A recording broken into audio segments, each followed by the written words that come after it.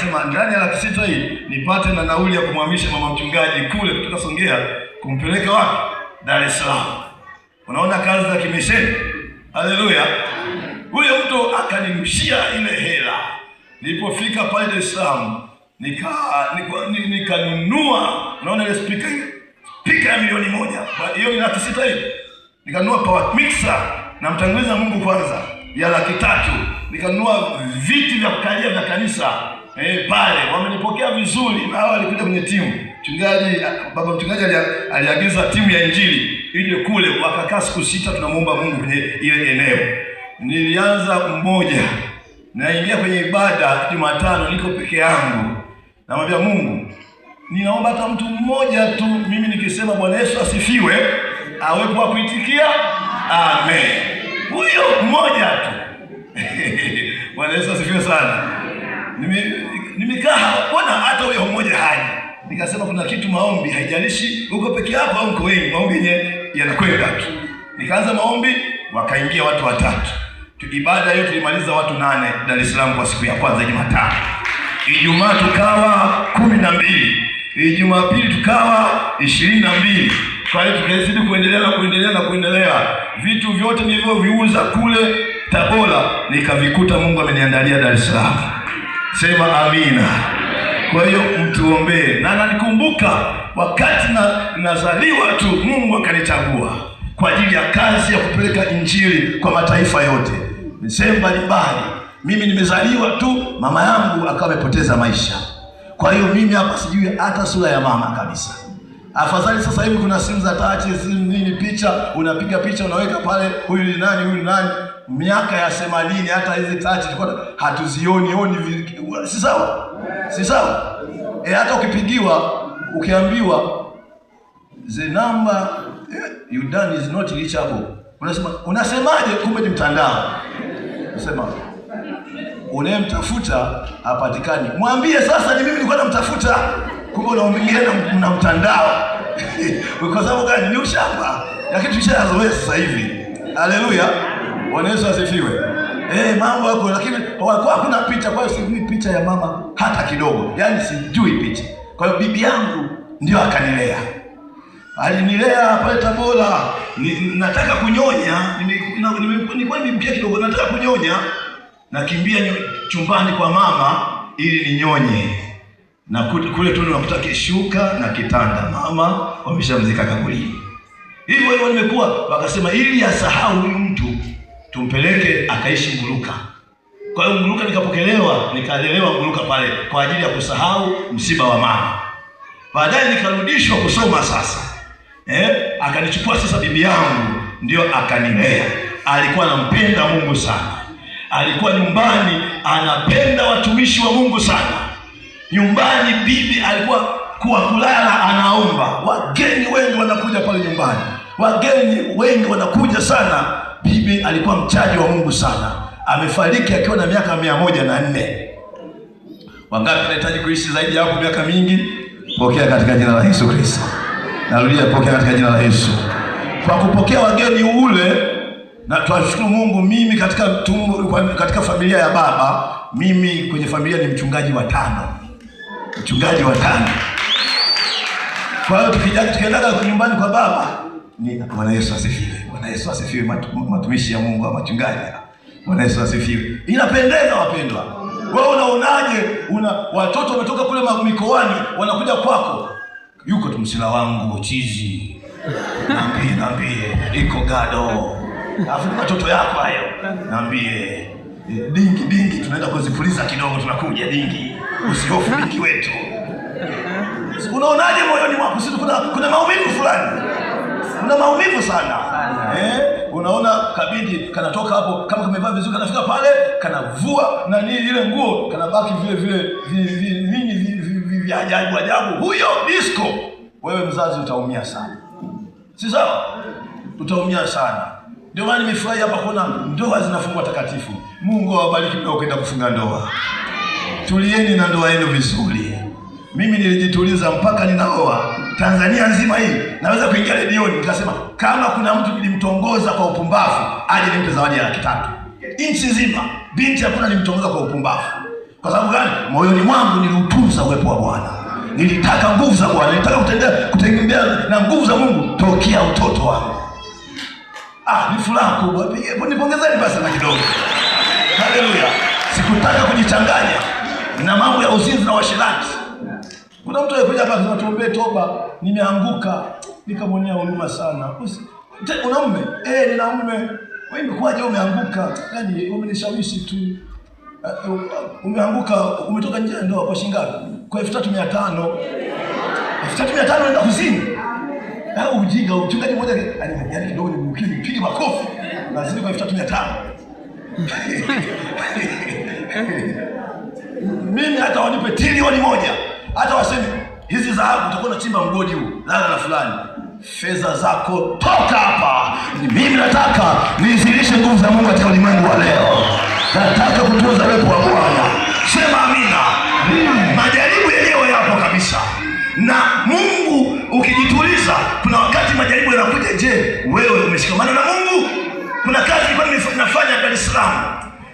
Kazi hiyo, dada mmoja akaambiwa, wewe umekaa hivyo, nenda kakutane na kijana yote uzini naye. Alafu tuko kwenye kazi ya security. Unaona? Akaja. Ni binti wa Kiislamu. Akaja kwenye kazi tuko naye pale. Anasema, mimi nimetoka huko, nimeambiwa nije tuzini yote. Huyu amekosea njia. Hebu ufanyaje? Uzini na nani? Na wewe. Mimi uzini na mimi. Akasema subiri. Nilisema tu katika jina la Yesu. Alirushwa mpaka kule. Naona moto. Watu tumekamatana na mbingu, tunataka kwenda mbinguni kwa Baba. Alirushwa. Tunatunza utakatifu. Kuna majaribu mengine yakija sio mchezo. Ukimwambia muhuni, yani madili, yani hizi zinapitiaga kwa watu walokole, kama kajana kwa yani ingepitia kwangu. Pumbafu kabisa, unaenda motoni wewe. Shetani mkubwa wewe. Unaona?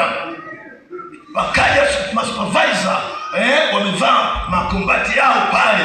Tukua wafanya kazi 6. Sema sasa hamwezi kukaa wafanya kazi 6 wote kituo huku. Mgawanyike. Wengine waende huku, wengine waende huku. Mimi nikaenda huku nikatulia. Wakasema sasa kula mkai wanaume 2. Ataenda mfanya kazi askari mmoja, aende akakae kule. Akaja askari mmoja wa kike pale. Tumekaa pale, tunaimarisha ulinzi ndani ya jiji la Dar es Salaam hapo. Tunaimarisha ulinzi. Tunaimarisha ulinzi. Bwana Yesu asifiwe sana. Tunaimarisha nini? Ulinzi. Maiki. Asante Yesu. Ulinzi ni kitu muhimu sana katika maisha yako. Sawa jamani? Sema amen. Amen. Bwana Yesu asifiwe. Sema tunaimarisha nini? Ulinzi. Sasa tukakaa kule. Tulipokaa kule, watu wanashangaa kuna nini, kijambo gani? Wanatengeneza kakoti. Amina. Ni vizuri. Upo na usalama. Amina. Unaweza kwenye theolojia tunajifunza watumishi. Unaweza kuhubiri, hautaki wewe unajiangalia, usihubiri kifungo kiko hivi. Haleluya. Ujumbe wote unaishia kwenye kifungo, watu wanaangalia kifungo. Haleluya. Amen. Au unatembea, Bwana Yesu asifiwe, unakula miwa. Mtumishi mchungaji. Haleluya, ndizi. Haitakiwi mtumishi utembee na kula. Amen. Hiyo ni theolojia kidogo, tumepita huko kidogo. Haleluya. Akasema muimarishe ulinzi. Akachaguliwa dada mmoja pale wa kiaskari. Wakati usiku tunapumzika, mimi nikaenda sehemu napumzika. Juu nimelala juu ya meza ofisini. Yule dada akaja, akalala juu kwenye meza karibu yangu. Nikasema ofisi nzima ndio anaona hapa. Nikasema hapa ni kama Yusufu, lakini leo ngoja nijipime ili naye ajue ameokoka, ni mimi nimeokoka. Nikamwambia dada, sishuki, sitoki hapa, na mimi nimeokoka. Ila nilikaza mikanda ikakaza. Nilipogeuka ukutani, sikugeuka. Nalinda utakatifu na kilichopo ndani yangu. Usiku saa 8 nikaanza kupigwa mapepsi. Sema dada, nimekuambia mimi nimeokoka. So unania nimeokoka, malizia hizo kweli kweli. Nikamaliza nikaenda shule ya theolojia asubuhi. Narudi nakuta wafanyakazi wote, utuombee. Ametangaza sifa kwamba huyu ameokoka. Hajaniambia neno la upuuzi. Tunataka vijana wa namna hiyo Tanzania. Tunataka kanisa la namna hiyo Tanzania. Ongeza makofi kwa Yesu Kristo. Bibi akanilea. Wakati nataka kufariki, nilikuwa Kigali, Rwanda, nchi ya Rwanda, naingia narudi Tanzania, nikahubiri Geita Nyankumbu, nirudi Dar es Salaam, nikaambiwa na Mungu, bibi yako mwakani anafariki. Nikasema, Mungu, kwa nini umeambia bibi yangu endelea mwakani anafariki? Mungu akaniambia, fanya vizuri kwa bibi yako, acha nikubariki. Fanya vizuri kwa bibi yako, acha nikubariki. Nikanamtumia mafuta, ninamtumia nguo. Kuna watu hapa hawatumia hata wazazi wao. Mimi kanisani nawaambia, mwaka mpya tunaposherehekea, unakuja na sadaka hapa, kumbuka kualiko washerekee na wazazi wako, hata kilo moja kanyama kule kijijini. Watumie hela kule kijijini wazazi wako. Usiwasahau wazazi wako. Kuna mwingine mzazi alikuwa hajui hata chapati. Alipopelekewa chapati, akasema hii ni sahani ya wilaya, kumbe ni chapati. Msiwafanyie hivyo. Kuna mwingine kwa jana mkata sasa siku moja, alipopewa mke wake akasema kumbe vila sonsa, kumbe ni vizuri. Unaona? Msiwasahau. Wewe unapiga machapati mjini, manyama, masupu. Kumbuka na wazazi wako waliokuzaa kimwili na kiroho. Sema amina. Nikifanya hivyo, vimetoka wapi? Kwa mjukuu wako Yakobo aligeuza mpaka kaita mwananje, mtoto wangu. Akaniita mtoto wangu, na hii baraka uko mzima nilibarikiwa mimi. Ni wakati naenda kumwangalia bibi kule Tabora, nikamkuta bibi amezeeka, nywele zake ni nyeupe, yuko pale, mjukuu wake nimekuja. Na nilikuwa nimepanga nimhamishe, nimpeke Dar es Salaam, nitafute mfanyakazi akae na bibi yangu, awe anampikia. Basi Mungu akawa amemchukua. Nilikuwa nimewaza kumtendea yaliyo mema sana bibi yangu aliyenilea. Naona ndio maana Biblia inasema baba yako na mama yako waliokuzaa na wafurahi waliokuzaa. Wengine walizaa ila mimi. Kama hili neno linakuja kwako, badilika mapema sana. Wengine walizaa, mimi sijazaa. Nimekuta pale Nyarubanda na msaidia baba mama na mwanae anasema ndakikubita hiki. Yaani kijana wa kiume anamwambia mama yake ndakikubita, nitakipiga. Hii silaha kabisa. Pale tena Tabora kakutana fujo, mama na binti yake wanafokezana. Binti anafoka, mama anafoka. Afu binti anasema, mama nilichelewa tu, mimi ndio ningekuzaa. Hiyo laana hiyo. Na yeye anaweza katendewa kwa watoto wake. Yoyote msiotaka kuwatendea wengine, na nyinyi msiwatendee. Na kama unataka utendewe yaliyo mema kwako, na wewe watendee yaliyo mema wengine. Sema amina. Nikaenda kwa bibi yangu, nikapiga magoti. Bibi akaniambia kwa kilugha, sijajua nani anajua kukalimani haraka aje mbio hapa. Yule anajua kutafasiri Kiha, aje mara moja hapa mbio. Kimbia. Nataka niende haraka, leo ni siku ya mwagano. Why? Yamkini hata neno nikalitaja kwa kifupi. Nani anajua kutafasiri Kiha? Wao waliosambaa tujui Kiha. Kilipotea. Unajua vizuri? Mkalimani. Haya, karibu. Bwana Yesu asifiwe. Tumshangilie Yesu wetu. Nikafika kwa bibi yangu. Sema basi kwa kilugha. Bibi ni kaka. Njoo nyokokulu. Fanya haraka tukombe za Bwana. Wewe ndio utakalimani. Wewe simama hapo. Nikafika kwa bibi yangu. Ndashiki nyogokuru wanje. Nikapiga magoti. Ndafuka mahazi. Bibi akaniambia, nyogokuru arambwira, unataka nikuombee nini? Ugomba na gukorere kinde. Nikasema mambo ni mengi. Amagambo ni menshi. Sasa aniombeni. Naenda kusengera iki. Maana bado sijaoa. Maana bado tunakuimura. Bado mambo ya kiuchumi. pale charondera, lakini mambo ya kiutumishi vikoze vy'Imana, lakini kipaumbele changu ilikuwa kumtumikia Mungu. Lakini cyo nalingo mahali kukora Imana. Nikasema bibi, ngamba mvyeyi niombee msengera kumtumikia Mungu, kukorera Imana, hilo basi na kupata mke mwema. Icho yene gusana kuronka umugore umusore. Maana hii kazi natakiwa upate mtu aliyotulia katika Mungu. Maana ile likogwa hago manonge uwize Imana. Akaniwekea mikono bibi yangu, aranzikira ko maboko mu. Bibi akasema, mvyeyi aragamba, jewe mpaye mu rugendo. Jewe ni mu rugendo. Wewe badilisha Kiswahili. Jewe mpaye mu rugendo. Mimi niko safari. Na mpaye ngenda mwijuli kwa baba. Naenda mbinguni kwa baba. Mwananje, mjukuu wangu, usigale ubaki ukola kikorwa cy'Imana mu ntara yose. Ubaki unamtumikia Mungu katika nchi hii. Usigale ukola kikorwa cy'Imana mu ntara yose. Ubaki unamtumikia Mungu katika nchi yote. Hose ugiye, kokote utakapokwenda, tibakula mkono mkubafu. Sibakula mkono mkubafu. Weka mkono wako wa kushoto. Wasikuangalie kwa mkono wa kushoto. Wasikuangalie kwa mkono wa kushoto. Bakula mkono mkudio. Wakuangalie kwa mkono wa kulia. Jewe mpaye mu rugendo. Mimi niko safarini. Naenda mbinguni kwa baba. Haleluya. Baada ya maombi hayo, amen, leo hii niko maji moto, ninahubiri habari njema za Yesu Kristo. Niko maji moto. Japo bibi alifariki, lakini maombi bado yanaishi. Maombi bado yanaishi. Sema amina. Amina. Nikiwa Dar es Salaam, watu 7 wakanijia na ndoto moja.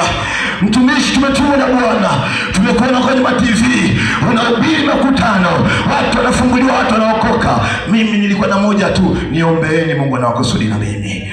Mwingine tena nakuja, nimeona viwete wanatembea, vipofu wanaona, watu wanafunguliwa, watu wanasaidiwa mahitaji yao, watu wanamwona Mungu, watu wanaponywa. Mimi ni moja tu, niombeeni Mungu anawakusudi na mimi. Na mimi hapa ninaona saa imekamilibia kudhihirisha utukufu wa Mungu Tanzania, Afrika Mashariki na Kati na mabara mengine. Sema amina. Haleluya. Haleluya. Mwaka jana nimesafiri kwenda Burundi na watu 50. Watu 50 nimeenda nao kule. Na kuna kongamano. Katika kongamano mimi nimechagua baba yangu huyu hapa. Kwa hiyo baba yangu atakuwa mwalimu wa makongamano hayo mengine. Ongeza makofi na kwa Yesu. Andika kwa haraka haraka. Andika kwa haraka haraka ukarimu. Ukarimu. Kwa haraka niende na muda kidogo, niangalie na muda wangu kwenye simu hapa. Niangalie na muda wangu umeenda kidogo. Muda wangu umeenda kidogo. Ngoja niende haraka kidogo. Ukarimu. Tutaangalia mambo mawili hapo kwenye ukarimu. Moyo wa ukarimu upoje? Alafu 2, faida ya moyo wa ukarimu. Moyo wa ukarimu upoje? 2, faida ya moyo wa ukarimu. Kitabu cha Isaya sura ya 3 mstari wa 10. Biblia inasema, waambieni wenye haki ya kuwa watakuwa heri, kwa maana watakula matunda ya matendo yao. Haleluya. Waambieni wenye haki ya kuwa watakuwa heri, kwa maana watakula matunda ya matendo yao. Andika, moyo wa ukarimu upoje? Moyo wa ukarimu upoje? Hiyo ilikuwa Isaya 3:10. Andika, moyo wa ukarimu upoje? 1, huwa una huruma. Huwa una huruma. Kitabu cha Marko 1:40-42. Marko 1:40-42. Akaja kwake mtu mwenye ukoma, akamsihi na kumpigia magoti na kumwambia, ukitaka waweza kunitakasa. Naye akamhurumia, akanyosha mkono wake, akamgusa, akamwambia, nataka takasika. Na mara ukoma wake ukamtoka, akatakasika. Huyu alimwendea Yesu. Yesu ni mwenye huruma, Yesu ni mwenye upendo, Yesu ni mnyenyekevu. Yesu hampiti muhitaji. Yesu anasikia kilio cha watu.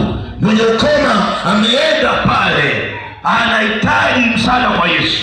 Kwa kuwa amemwendea mwenye huruma, alipata msaada kutoka kwa mwenye huruma. Sema amen. Sema amen. Na ukoma wake ukamwacha. Andika pointi ya pili. Moyo wa ukarimu, moyo wa ukarimu huwa unajali wengine, huwa unajali wengine. Mwenye moyo wa ukarimu lazima awajali wengine, huwa anawajali wengine. Pointi ya pili. Pointi ya tatu, moyo wa ukarimu huwa unapenda kutenda matendo mema. Moyo wa ukarimu huwa unapenda kutenda matendo mema. Pointi ya tatu hiyo. Pointi ya nne, nakwambia wewe, twende tu pamoja haraka haraka. Pointi ya nne, moyo wa ukarimu upoje? Moyo wa ukarimu huwa unakaribisha wageni, huwa unakaribisha wageni, kama tulivyouona moyo wa ukarimu ndani ya Maji Moto. Amen. Watu wa Maji Moto ni wakarimu sana. Nakwambia, nimejihakikishia kuanzia madhabahuni mpaka washirika, watu wa Maji Moto, Mungu wa mbinguni awabariki sana. Moyo wa ukarimu huwa unakaribisha wageni. Waibrania 13:1 hadi 2, Biblia inasema, upendo wa ndugu na udumu, msisahau kuwafadhili wageni, maana kwa njia hii wengine wamekaribisha malaika pasipo kujua. Kwa njia ya kukaribisha wageni, wengine wamekaribisha malaika bila kujua. Ukienda kwenye Biblia yako, ukienda kwenye referensi ya mstari huu utaikuta kwenye Mwanzo, ambapo Ibrahimu anawakaribisha wageni. Wale wageni kumbe ni malaika bila kujua kabisa, wakawaandalia, wakala chakula. Wale malaika walipoona moyo wa Ibrahimu jinsi ulivyo, amevyowakaribisha, akasema, mwakani kama saizi Sara mkeo atakuwa na mtoto, ambao kwa kibinadamu haiwezekaniki, kidaktari haiwezekaniki, lakini isiwezekana kwa wanadamu, kwa yeye tuumba inawezekana. Sema amina. Sema amina. Ukiangalia Matendo ya Mitume sura ya 28 mstari wa 7 hadi wa 10. Matendo ya Mitume sura ya 28 7 hadi 10. Paulo wakati wa umisheni wake alikuwa akitembea huku na huku akieneza makanisa mbalimbali. Siku moja amepanda kwenye merikebu, bahari ikachafuka sana. Bahari, meli ikaenda ikapoteza mwelekeo, inaenda sehemu ambapo hawajui. Ghafla kufumba na kufumbua, wanajikuta wako kwenye kisiwa cha Mileto kule. Wamekuta kwenye kile kisiwa, wakaanza kukusanya kuni. Wakaanza, jamani, kazi ya umisheni sio kidogo. Narudia, kazi ya umisheni sio. Narudia tena, kazi ya umisheni sio. Narudia tena, kazi ya umisheni sio kidogo. Ni kazi ya kujituma, ni kazi ya kujitoa. Utakutana na mazingira tofauti tofauti. Ndio maana mimi siwezi kunikuta na lalamiko lolote kwa kazi ya umisheni au mazingira au chochote kile. Mimi popote pale nafuata nyayo za Yesu. Mjini, vijijini, mashambani, tunachapa habari njema za Yesu. Amen. Tumeshawahi kwenda sehemu tukapewa nyumba ina dirisha tu bila mlango, dirisha bila mlango. Kwa hiyo sisi watumishi tunapita chani na wenyewe wanapita chani, tunalala hapa na uso naenda kutapa nchi, na wala mwe atusikii chochote cha kuumia. Tunajisikia tu furaha. Hapa kimechonileta sio hiki na hiki, kimechonileta ni kuhubiri habari njema za Yesu Kristo, watu waokoke. Leo hii kuna waimbaji wakiinuliwa, wapendwa, watakwambia kuna losha hoteli namna gani. Mimi kwangu hayako. Hata wale tunaotembea nao natuvumilia. Mimi popote pale tunaingia kufanya kazi. Nilifika Serengeti Mkuu, wakaniambia hivi, tumishi kwenye mji Ethiopia, mtumishi, ardhi hii bomoka. Wakanipa andiko la kuhakika kwanza wao na kunitia moyo mimi. Andiko hili hapa, uwe tayari wakati ufaao na usio kufaa. Hapa mimi nikachukua huu wakati usiofaa. Ukitaka kujisaidia unaenda kuchukua jembe unachimba. Halo? Hebu tupigane mikono. Halo? Ndio pokota. Hawa nakwambia mimi nipo. Haleluya. Mtumishi, ukitaka kwenda uani unapitia jembe, unafanyaje? Unachimba, si unakula. Utasema ngoja nikajikaze tajisaidia Dar es Salaam nikifika. Itawezekana? ni mazingira tofauti tofauti. Paulo wanaokota kuni, wanakoka moto kwa ajili ya baridi kali. Mkuu wa kisiwa Publio akawaona watumishi wa Mungu wanahangaika pale, akasema, watumishi, njooni nyumbani kwangu. Akawachukua mpaka nyumbani. Pale nyumbani kumbe wamekaribisha watumishi wa Bwana. Biblia inasema atakayewapokea ninyi amempokea Yesu Kristo, atakayempokea Yesu Kristo amempokea Mungu Baba aliyemtuma. Kwa hiyo unapopokea watumishi wa Mungu, sio tu unachukulia juu juu, ujue umempokea na Yesu Kristo hapa katika mji wako. Sema amina. Paulo yuko pale, Paulo amekaa, baba yake Publio akaugua ugonjwa wa homa na kuhara. Kumbe amemkaribisha mtu mwenye upako, amemkaribisha mtu mwenye kalama, amemkaribisha mtumishi wa Mungu, amemkaribisha mtu aliyechaguliwa na Mungu. Paulo akaingia, akaweka mikono, akapona. Yalipotendeka hayo, Biblia inasema watu katika kisiwa kile walikuja wakaponywa magonjwa yao. Nini hiyo? Faida ya moyo wa ukarimu, inakupa wewe baraka pamoja na wanaokuzunguka. Haleluya. Andika pointi ya 5. Moyo wa ukarimu huwa unatoa. Moyo wa ukarimu huwa unatoa. Kitabu cha Luka 6:28 utasoma kwa wakati wako nyumbani, na Mithali 3:27-28. Luka 6:28, Mithali 3:27-28, Mithali 25:17. Hebu nasikia tupasome kidogo. Tupasome kidogo, kuna kitu hapa. Naomba nisomee hiyo Luka. Nisomee Luka 6:28. Nisomee haraka. Kitabu cha Luka 6:28 na Mithali 3:27-28 na Mithali 25:17. Tunataka tuwabariki watu wa Mungu mahali hapa kwa maombi na tukasubirie mkutano wa baadaye. Karibu, soma kitabu cha Luka 6:38. Kitabu cha Luka 6:38. Biblia inasema, wapeni watu vitu, nanyi mtapewa kipimo cha kujaa na kushindiliwa. Wapeni watu vitu, nanyi mtapewa kipimo cha kujaa na kushindiliwa, na kusukwasukwa hata kumwagika. Ndicho watu watakachowapa vifuani mwenu, na nyinyi ndivyo watu watakavyowapa vifuani mwenu. Kwa kipimo kile mpimacho, ndicho mtakachopimiwa. Amen. Mithali 3:27-28. Soma. Mithali 3:27-28.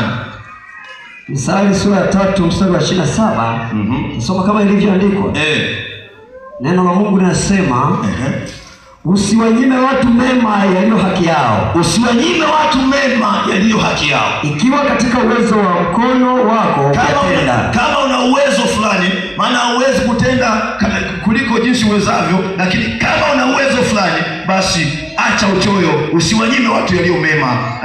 Usimwambie jirani yako, nenda urudi, halafu na kesho nitakupa. Nawe unacho kitu kile karibu nawe. Usimwambie jirani yako anataka kibiriti au kaunga, nenda nakupe, kumbe unavyo. Hebu msaidie. Kwa kufanya hivyo utajitakia baraka katika maisha yako. Mithali 25:17. Soma 25:17. Inasemaje hiyo? Mithali 25:17. Kuna watu ni wachoyo mpaka wamepindukia. Kitabu cha Mithali sura 25 mstari wa 17. Mguu wako usiingie katika nyumba ya jirani yako, ila kwa kiasi, asije akakukinai na kukuchukia. Mambo yote yanaenda pia kwa kiasi. Amen. Lakini pale 28 anasema kuna mtu atamanie kwa choyo mchana kutwa. Si sawa jamani? Atamanie kwa choyo mchana kutwa. Kwa hiyo kuna mtu yeye akiamka anawaza kuwanyima watu. Acha uchoyo. Haleluya. Amen. Pointi nyingine, moyo wa karimu huwa hauna choyo. Ndio hapa. Moyo wa karimu huwa hauna choyo. Utasoma wakati wako nyumbani, Mithali 21:26. Moyo wa karimu huwa hauna choyo. Tumemaliza namba 1. Andika namba 2, faida ya moyo wa ukarimu. Andika faida ya moyo wa ukarimu. Tukimbie tena hapo ili tuweze kumaliza. Nafikiri tunakumbushana tu. Amen. Si tunakumbushana wapendwa? Tunakumbushana tu. Tunaendelea kuongeza tunyongeza. Mmeshafunzwa. Hata baba mchungaji ameshalifunzaga hili somo hapa. Nilifuatilia mahubiri. Mimi wakati naenda sehemu na nafuatilia pia pale kanisani. Nimejifunza vitu vizuri mali hapa. Nisikia ushuhuda. Ulienda Bagamoyo. Mchungaji alienda Bagamoyo. Akafika kwa mtu mmoja, yahe, si sawa? Chakula kimeiva. Alafu akasemaje? Hebu sema. Akasema yahe, kama vitu vya watu vyaliwa bure, karibu tule yahe.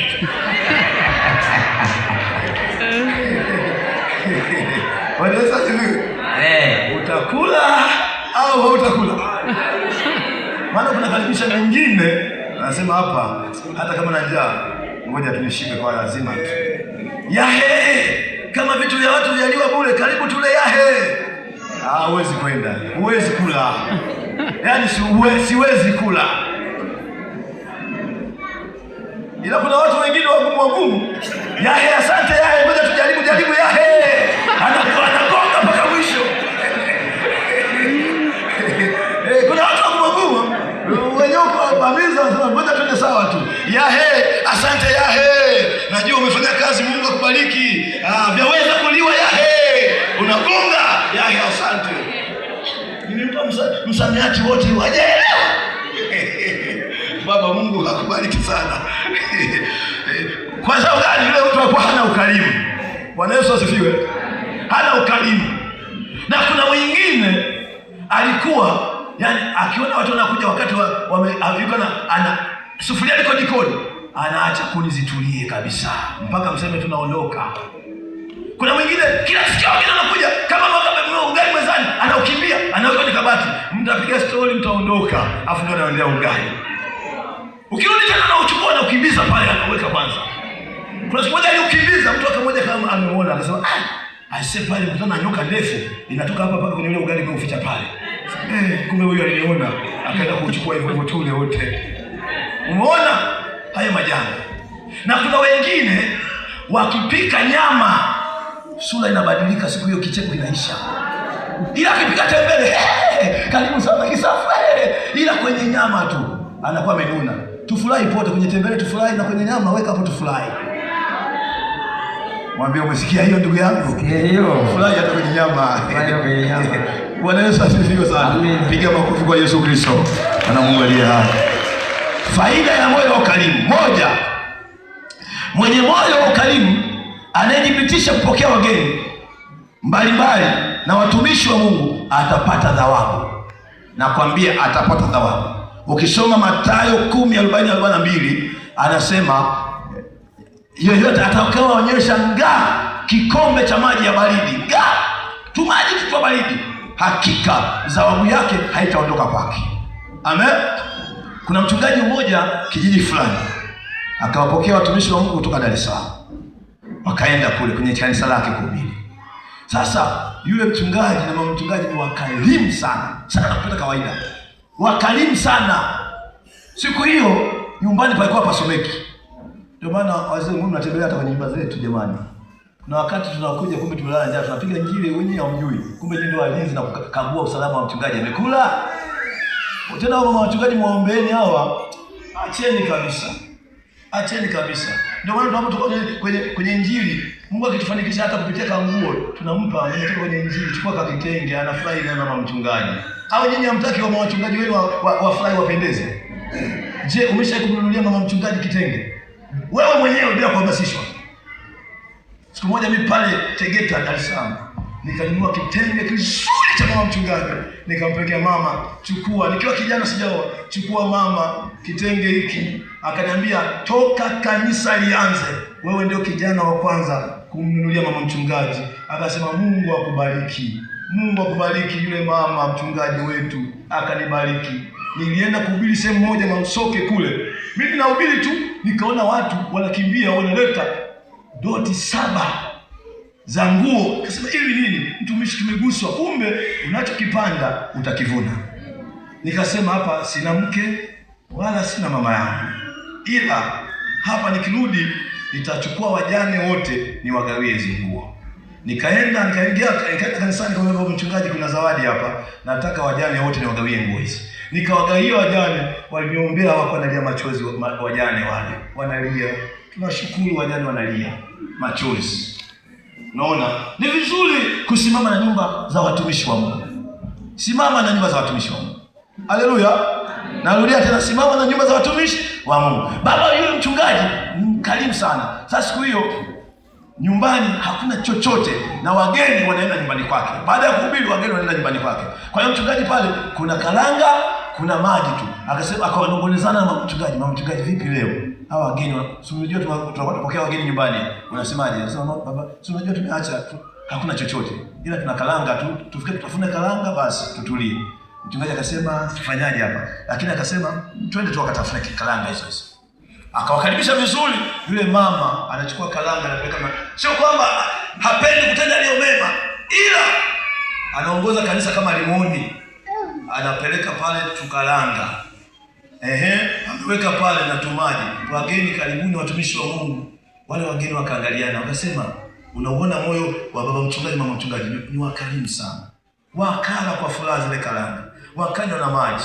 Kumbe wale watu kule mjini wamebarikiwa sana. Wakamwambia, mchungaji, tunaomba akaunti namba yako ya benki. Walipofika kule mjini, walimuingizia hela za kula mwaka mzima. Makofi kwa Yesu Kristo. Za kula mwaka mzima. Nenda kaangalia benki, wamemshushia mzigo wa maana, kwamba umoyo ni wa kipekee. Anasema akiwanywesha ninyi ngako cha maji ya baridi, thawabu yake haitaondoka. Sema amen. Sema amen. Moyo ukarimu, unapowakaribisha wageni utapata thawabu. Hebu naomba nisomee huyu mwanamke aliyowakaribisha watumishi wa Mungu.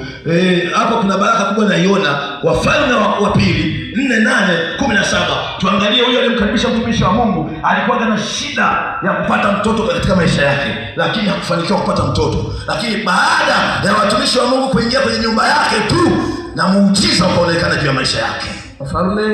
Wafalme wa pili 4:8-17. Asante. Soma. Hata ikawa siku moja Elisha alikwenda Shunemu. Elisha mtumishi wa Mungu ambaye Mungu alimwambia Elia, nenda kampake mafuta Elisha awe mtumishi wangu. Huyu mtumishi wa Mungu anaenda Shunemu akiwa na mafuta. Hata leo sisi tunapaka mafuta kwa Roho Mtakatifu wa Bwana. Sema amina. Amina. Sio mafuta kununua sijui upako sijui nini wa vitambaa manini, hayo hakuna. Tunapaka mafuta yasiyokamatika kwa mikono ya wanadamu.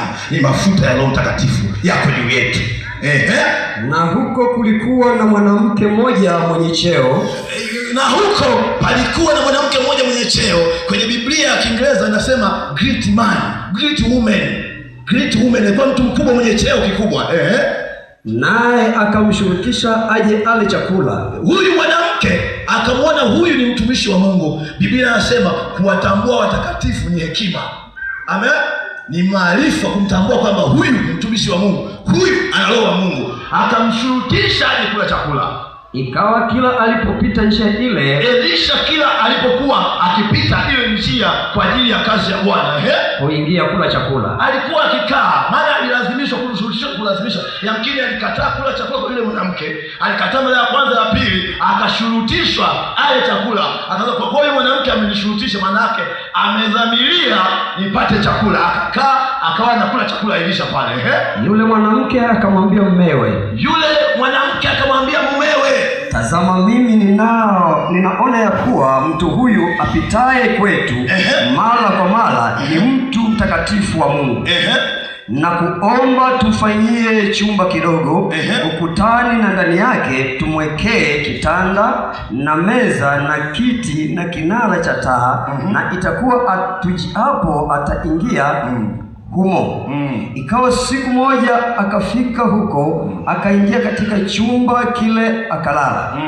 Akamwambia Gehazi mtumishi wake, mwite yule Mshunami. Naye alipokwisha kuitwa, akasimama mbele yake. Akamwambia sema naye sasa. Nitarudia. Akamwambia, sema naye sasa. Tazama, wewe umetutunza sana namna hii. Utendewe nini basi?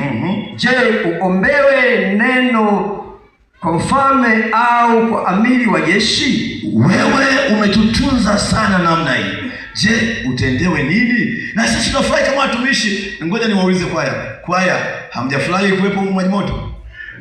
Semeni kwa kishindo, hamjafurahi? Watumishi wa Mungu, hamjafurahi? Na bado tunatamani turudi tena. Yeye anasema tunatamani tuendelee. Na baba ametuambia Mungu akitujalia mwakani mnaweza mkarudi tena. Kwa hiyo na mimi nimefurahi sana. Kwa hiyo hili swali linakuja, utendewe nini? Tumeona mahitaji ya watu wanataka watoto hapa. Mungu akawapa watoto katika jina la Yesu Kristo. Tumeona mahitaji, kuna watu wanataka chuo kwenda vyuo vikuu vizuri. Nasema Mungu akakufikisha chuo kikuu katika jina la Yesu. Tumeona mahitaji hapo, watu wanataka wapandishwe katika uchumi wao. Ninavyosema hivi, anayeamini neno atapokea katika jina la Yesu. Ukapandishwe tu katika jina la Yesu, sema amina. Hili ni neno linalotoka madhabahuni kwa Bwana. Tumekaa kwenye maombi siku 3 bila kula kwa ajili ya kuja kwenye mkutano huu. Kwa hiyo tunaposema hapa sio blasha. Yeye aminie anapokea. Nami katika ibada ya leo, pokeeni mahitaji mlionayo katika jina la Yesu. Pokeeni uhitaji mlionayo katika jina la Yesu. Bwana wafanyie njia pasipokuwa na njia. Sema amina. Sema amina. Amani ndani ya ndoa ikaje kwa utele katika jina la Yesu. Sema amina. Utaposhangilia Bwana atasema kuna watu wanahitaji, kuna tamko la neno la Bwana.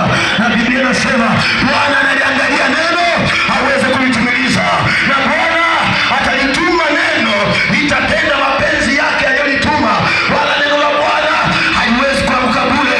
Nami napohubiri neno la Bwana, Bwana ametuma, halitaamka bure. Nasema Bwana akawastawisha na kuwainua. Bwana akawatunza na kuwapigania. Hiyo vita unayopitia nayo, Bwana akawa mtetezi wako. Huu mwaka ni mwaka wako. 2026 ni mwaka wako. 2027 ni mwaka wako. Biblia inasema ukawaone wana wanao. Hilo ni ombi. Amani ikae na Israeli. Amani ikae na Yerusalemu. Amani ikae na watu wa maji moto katika jina la Yesu. Amani iwe pamoja na nyinyi. Mwingiapo mtokapo, Bwana akawainue. Ongeza makofi kwa utukufu wa Mungu wetu. Sema amina. Elisha anasema atendewe nini mtu huyu? Ametutunza sana na sisi ni watumishi wake Bwana. Akasema hakika ana mtoto. Elisha akamwambia yule mwanamke, mwakani kama saizi utakuwa umekumbatia mtoto. Yule mwanamke kwa sababu amekata tamaa na maombi kwa siku nyingi, akiangalia uzee wake, akiangalia mume wake pia ni ana uzee wake, akasema mtumishi wa Mungu, siniambie uongo. Kuna watu hapa wameshakata tamaa katika maombi walionayo. Kuna watu hapa wameshakata tamaa, wameomba kama Mungu waoni, lakini saa imefika. Bwana amemtuma Elisha kwa kuja kwako, kwamba yasiwezekana kwa fikira yako, yasiwezekana kwa kibinadamu, kwa Mungu inawezekana. Kwa Mungu inawezekana. Hiyo unapitia kwa muda mrefu, Bwana ana uwezo wa kukutoa hapo. Alimgeuza Sauli, alikuwa mkatili sana, alikuwa mwenye kuhusu watu, alikuwa mpiganaji, akamfinyanga, akaitwa mtakatifu. Hiyo ndoa yako, ile mume wako, Bwana anaweza kumgeuza kama alimgeuza Sauli. Sema amina. Atendewe nini? Usiniambie mimi mjakazi wako uongo. Amechoka na mahitaji. Nimefika sehemu moja inaitwa Nyarubanda. Mwalimu wa shule ya sekondari Dar es Salaam akanipigia. Akasema, mtumishi wa Mungu, nimesikia uko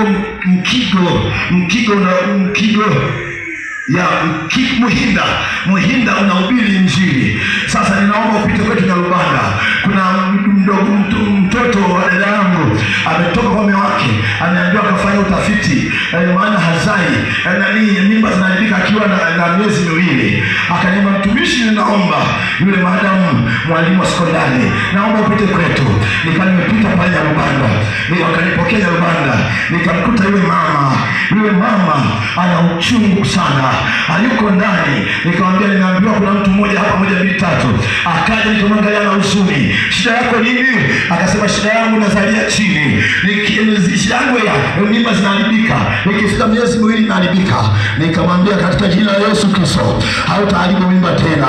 Nilipoweka mkono nikarudi Dar es Salaam, nikarudi tena kuhubiri Kigoma, sehemu moja inaitwa Mkongolo. Akawa amekuja pale, wanachangiza na vyombo vya muziki. Nikamwambia, nikaimenyuka, nikasema, hii fedha yangu mimi mtumishi wa Mungu ninaitoa kwa ajili ya mama fulani ajifungua salama. Wakati ulipofika alijifungua salama mtoto wa kwanza. Alipojifungua aligawa namba, Mabukoba, mawapi, naona simu zinapigwa nini, nimepewa namba, shida yako na nini, mtoto pokea. Anapokea. 99% wote walioshirikisha habari za kujigojea kupata watoto, Mungu amewapatia kupitia jina la Bwana wa majeshi, kwa maombi tuliyoomba juu yao. Wengi wamepokea watoto. Nilikuwa kwenye mahitaji hapa, naangalia, naona mahitaji, watu wanataka watoto. Mwakani kuna watu watasimulia wamebeba watoto mahali hapa. Sema amina, sema amina. Mama mmoja alinipigia simu, yeye ni mwongoza sala ya toba kabisa. Sema nini, mtumishi, nimepewa namba. Kuna shida gani? Nataka mtoto. Umepita wapi na wapi? Kuwa mwazi. Kwa kweli wamenimalizia hela. Nimeenda kwa waganga wa kienyeji, wamenilia kuku. Nikasema sasa ninaenda kwa mganga wa mwisho, siendi tena. Kwa hiyo mganga alipoenda, mizimu inasema, ili upate mtoto nenda kwenye kondoo, kachukue kile kinyesi na mikojo na mavimavi ya kondoo, chukua yale uyazoe, wewe ukena mume wako, uende nyumbani, uweke kwenye glasi, uchanganya maji kidogo, unywe, utapata mtoto. Sawa. Naona kwa sababu mganga amesema, alafu watu wanamwamini mganga sana. Inawezekana zaidi hata mchungaji wako. Yaani mganga anasema usigeuke nyuma, ni moja kwa moja hivi. Ila mchungaji wako akikwambia yule anaisha madhabahuni. Sasa hiyo ndio tabu. Kumbe sisi ni zaidi ya waganga wengine sana. Yaani hata ukuta kwanza, hata kuonekana hawezi kuonekana. Amina. Akaenda akawachanganya, akayanywa, hakupata. Nikamwongoza sala ya toba kwanza. Nikamwongoza sala ya toba, baadaye nikatamka neno kwenye simu. Nikamwombea kwenye simu. Na mjua wakati nawauliza wengine, kuna wakati upako unawatembelea mpaka kule. Nasema huko karibu na mtu, nasikia tu kwenye simu ameanguka kule. Tumeomba mpaka watu wa Marekani kwa njia ya simu, Mungu anawatembelea kule. Watu wa nchi za nje tumeomba nao kwa njia ya simu, watu wa Tanzania tumeomba nao, na Mungu amekuwa akiwabariki na kuwasaidia. Amina. Utendewe nini? Uwe na moyo wa ukarimu. Lakini Yesu mwenyewe anasema, tumalizie kifungu cha mwisho. Yesu mwenyewe anasema, Mathayo 21:31 hadi 46, takuwa nimefikia mwisho. Mingine tukijaliwa na Bwana siwezi kumaliza yote. Hichi ndio kifungu cha mwisho. Mathayo 25:31 hadi 46. Yesu anasemaje? Nisomee. Tumalizie hapa tukamwombe Mungu. Ninaona leo kinywa changu kimejaa baraka. Mathayo 25:31 hadi 46. Soma. Kitabu cha Mathayo sura 25 mstari wa 31.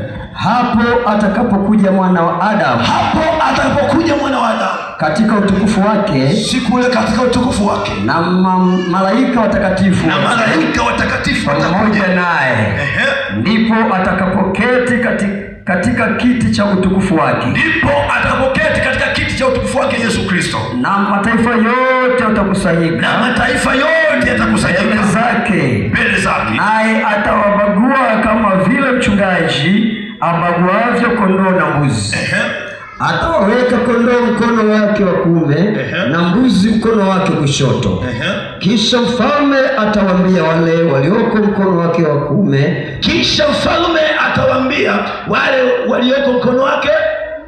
wa kuume, njooni mliobarikiwa na Baba yangu, njooni nyinyi ninyi nyote mliobarikiwa na baba yangu, ninatamani na wewe hii sauti siku ya mwisho iwe ya kwako. Urisini ufalme mliowekewa naye tangu kuumbwa ulimwengu. Kwa maana nalikuwa na njaa, mkanipa chakula. Nalikuwa na kiu, mkaninywesha. Nalikuwa mgeni, mkanikaribisha. Nalikuwa uchi, mkanivika. Nalikuwa mgonjwa, mkaja kutazama. Nalikuwa kifungoni, mkanijia. Ndipo wenye haki watakapomjibu wakisema, Bwana, ni lini tulipokuona una njaa tukakulisha, au una kiu tukakunywesha? Tena ni lini tulipokuona umgeni tukakukaribisha, au uchi tukakuvika? Ni lini tena tulipokuona mgonjwa au kifungoni tukakujia? Na mfalme atajibu akawaambia, amini nawaambia, kadri mlivyowatendea mojawapo wa hao ndugu zangu walio wadogo, mlinitendea mimi. Unapomtendea mwenzako umemtendea Yesu. Amen. Endelea. Kisha atawaambia na wale walioko mkono wake wa kushoto, ondokeni kwangu mliolaniwa, mwende katika moto wa milele aliowekewa tayari Ibilisi na malaika zake. Kwa maana nalikuwa na njaa, msinipe chakula. Nilikuwa na njaa, msinipe chakula. Nalikuwa na kiu, msininyweshe. Nalikuwa mgeni, msinikaribishe. Nalikuwa uchi, msinivike. Nalikuwa mgonjwa na kifungoni, msije kunitazama. Ndipo hao pia watajibu wakisema, Bwana, ni lini tulipokuona una njaa na una kiu, au umgeni au uchi au mgonjwa au ukifungoni, tusikuhudumie? Naye atawajibu akasema, amini nawaambia, kadiri msivyowatendea mojawapo wa hao walio wadogo, hamkunitendea mimi. Na hao watakwenda zao kuingia katika adhabu ya milele, bali wenye haki watakwenda katika uzima wa milele. Wenye haki, mshangilieni Yesu Kristo kwa makofi mengi. Na simama kwa miguu yako hapo ulipo. Simama hapo, nataka tufanye maombi ya kumshukuru Mungu na kukubariki wewe. Nyanyua mikono yako kwa Bwana. Umetutunza namna hii, umetupokea. Moyo wetu umefurahi sana. Tulipoona maji moto tukaomba tufike maji moto. Tumekaribishwa maji moto. Wacha tuwatamkie baraka watu wa maji moto. Mataifa yote yatakusanyika wapi?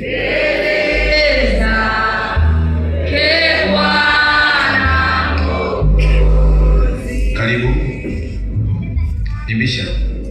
Mataifa yote watakusanyika. Wale wenye kuhitaji watoto, mimba zinaharibika au pati au kumizaa kuishia njiani, ukipenda kuendelea, sogea mbele.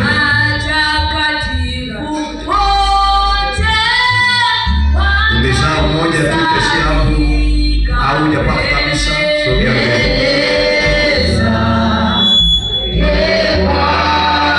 Na ungependa kuongeza wengine, sogea mbele.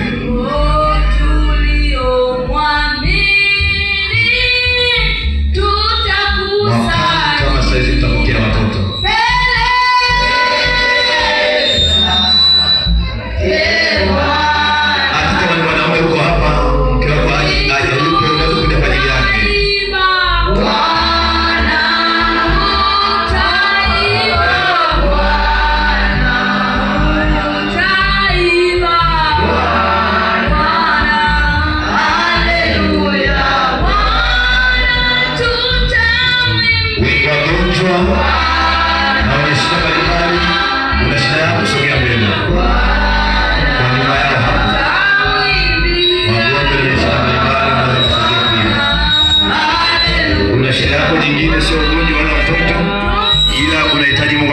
Sogea. Watendee wengine sasa. Sasa leo Baba, wape mahitaji yao. Haleluya, Bwana tutamwimbia. Bwana tutamwimbia. Bwana tutamwimbia.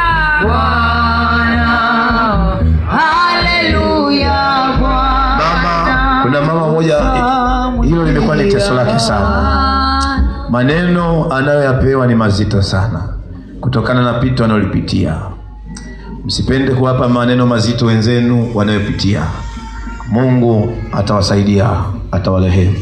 Nyenyua mikono yako kanisa zima, niombe kwa ajili ya kanisa zima. Baba Mungu muumba mbingu na nchi, ninakushukuru, wewe ni Mungu mwenye nguvu. Wakati napoendelea kuomba, wekeni kamwimbo kwa chini kale anatimiza maagano. Nilikasikia mkaimba anatimiza maagano kwa taratibu. Nyenyua mikono yako juu. Mtakatifu Yesu, ninakuheshimu Baba yangu. Unituma kwa ajili ya kazi hii ili mataifa wapate kujua. Nimekuwa nikikuona na shuhuda ni nyingi sana ukiwatendea watu. Leo tuko Maji Moto hapa. Ninaomba ukawatendee watoto wako. Ninaomba ukawasaidia watoto wako katika jina la Yesu. Hichi kimechokamata ndani ya tumbo kikaanze kuondoka. Hii vita mtu huyo anapitia ikaanze kutoweka katika jina la Yesu. Natangaza baraka kwa kanisa zima. Yule mwenye biashara yake ikainuliwe Bwana. Anataka kuwa na uchumi wa juu. Mungu kamkumbuka katika hitaji lake. Hayo mawazo Baba yakadhibitike kwako. Huyu mwenye ndoa isiyokuwa na amani, ninaiombea ikawe na amani. Fulana uaminifu wako ukawe juu yake. Watumishi wa Mungu, karibuni tuombe sasa. Tuweke mikono. Wamama wachungaji mtaweka mikono hata kwenye matumbo ya wamama hawa. Wamama wachungaji, wamama wazee, wamama wa injilisti kina mama na wachungaji wataka mikono juu ya vichwa na matumbo yatakwenda kupokea. Asante Mungu wako ni mwema. Hiki ambacho tunakiachia hapa ni kikubwa. Haya sasa katika jina la Yesu. Katika jina la Yesu Bwana. Roho Bwana kama ishivyo anatembea.